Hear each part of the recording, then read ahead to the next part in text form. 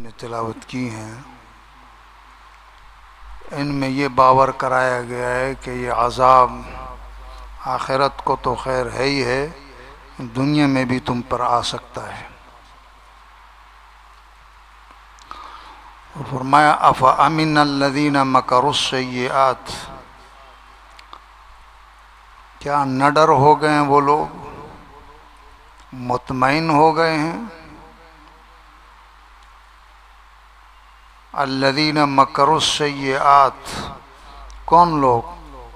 جو بری چالیں چلتے ہیں اسلام کے خلاف، برے منصوبے بناتے ہیں، تدبیریں بناتے ہیں اور اسلام کے مسائل میں شبہات پیدا کرنے کی کوشش کرتے ہیں اور اعتراضات کرتے ہیں تاکہ کیا ہو جائے، لوگ گمراہ ہوں، سمجھا نا؟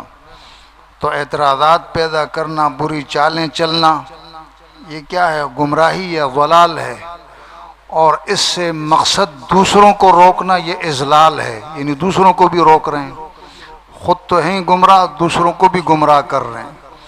تو اسلام کو باطل کرنے کی کوشش میں قسم قسم کے منصوبے بناتے ہیں، تدبیریں کرتے ہیں، شبہات پیدا کرتے ہیں۔ تو اللہ نے فرمایا کہ ایسے لوگ یہ جو اپنی حرکتیں یہ کر رہے ہیں تو اس سے یہ مطمئن ہو کر بیٹھ گئے، نڈر ہو گئے ہیں اس بات سے کہ ان یخسف اللہ بہم الارض، یہ جس زمین پر بستے ہیں اور جس زمین پر بیٹھے ہیں تو اللہ ان کو اسی زمین میں دھنسا دے۔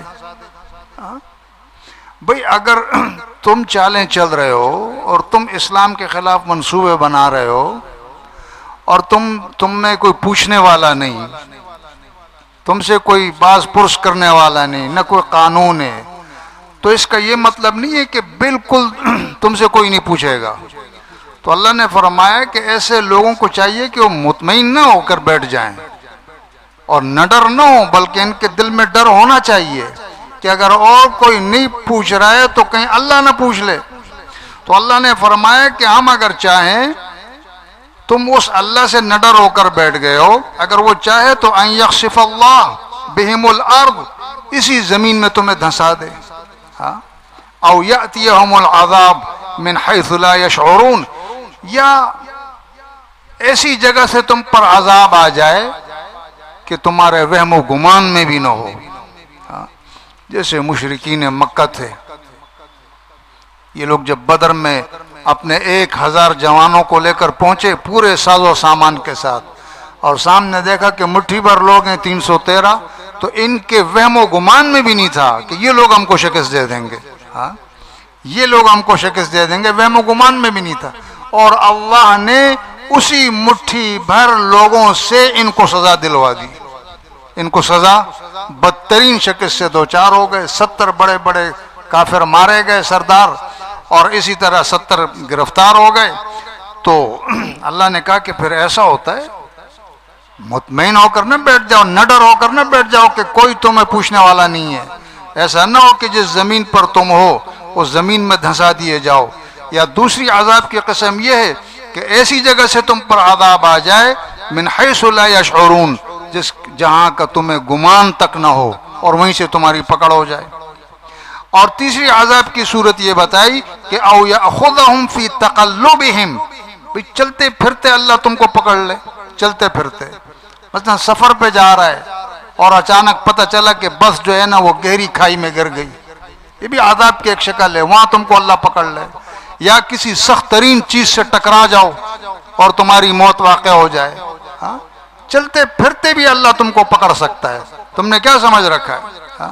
فما ہم بمعجزین، یہ جتنی بھی عذاب کی صورتیں ہیں اگر یہ امر واقع ہو جائے تو فما ہم بمعجزین، تم اللہ کو شکست نہیں دے سکتے ہو، اللہ کو عاجز نہیں کر سکتے ہو، اللہ کو نہیں ہرا سکتے ہو تم۔ ایک اور عذاب کی صورت بتائی، او یاخذہم علی تخوف، او یاخذہم علی تخوف، یا تم کو پکڑ لے خوف میں، خوف کے عذاب میں۔ تخوف جو ہے بظاہر خوف سے مشتق ہے، تو معنی یہ ہوا بظاہر کہ بھئی تم کو ڈرا ڈرا کر اللہ مار دے، یہ بھی تو ہو سکتا ہے، یعنی بعض مفسرین نے لکھا ہے کہ جیسے کہ ایک جماعت کے اوپر اللہ نے عذاب نازل کیا دوسرے کو ڈرانے کے لیے، پھر دوسرے پہ عذاب نازل کی تیسری کو ڈرانے کے لیے، تو اس طرح ڈرا ڈرا کے بھی اللہ مار دے گا تم کو۔ اللہ کے عذاب کی شکلیں ہیں، کئی صورتیں ہیں۔ لیکن عبداللہ ابن عباس مفسر قرآن رضی اللہ عنہما اور مجاہد، یہ مفسر قرآن ہیں، یہ فرماتے ہیں کہ اصل میں یہاں پر جو تخوف ہے یہ تنقص کے معنی میں ہے۔ کس کے معنی میں ہے؟ تنقص، یعنی گھٹا گھٹا کر اللہ تم کو مار دے گا۔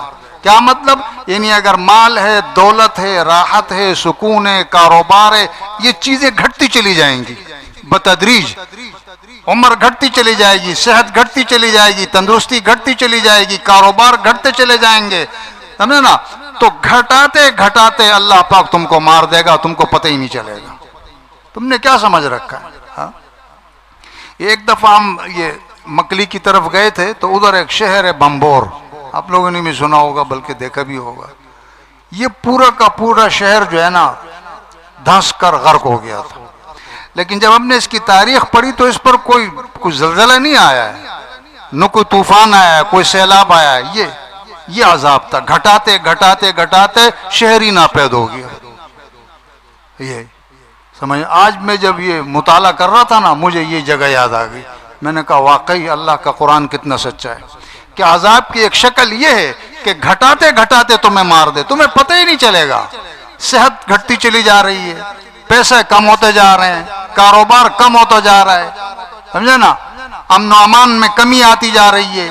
یہ چیزیں گھٹتی کیا ہوں گی؟ آخر صفحہ سے مٹا دیے جاؤ گے، ختم ہو جاؤ گے۔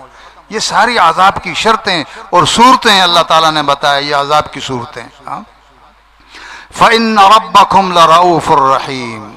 اب بات در حقیقت یہ ہے کہ جس قسم کی تم چالیں چل رہے ہو اسلام کے خلاف اور منصوبے بندیاں کرتے ہو، تو تقاضا تو یہ ہے کہ تمہیں فوراً پکڑ لیا جائے اور یہ جتنے بھی عذاب گنوائے ہیں ان کا تمہیں شکار کر دیا جائے۔ لیکن بات یہ ہے کہ فَإِنَّ رَبَّكُمْ لَرَؤُوفٌ، ایک تو اس میں لفظ رب اللہ پاک لائیں، رب تو ربوبیت کا تقاضا، ایک لرؤوف، رؤوف کے ساتھ لام تاکید کا بھی لے آئے، لام تاکید کے ساتھ کہ ایک تو یہ رب ہے، اور ربوبیت کا تقاضا کیا ہوتا ہے؟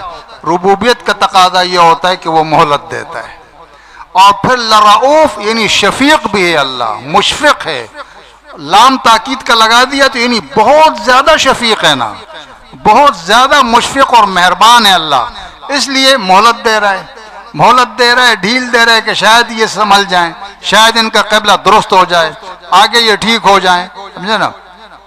ہاں، لرؤوف الرحیم، اور مہربان بھی ہے بہت بڑا، بہت بڑا مہربان بھی ہے، بہت زیادہ مشفق اور شفیق بھی ہے، اور پھر رب بھی ہے۔ تو جو پرورش کرتا ہے، جو پالنے والا ہوتا ہے، وہ نہیں چاہتا ہے کہ اس کی مخلوق تباہ ہو جائے۔ یہ تو خود آدمی اپنے اوپر ظلم کرتے ہیں، یہ خود انسان اپنے اوپر ظلم کرتے ہیں۔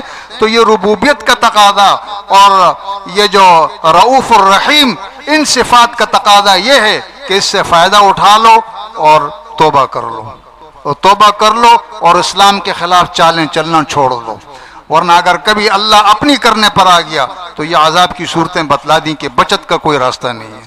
دعا کرو اللہ ایمان نصیب فرمائے۔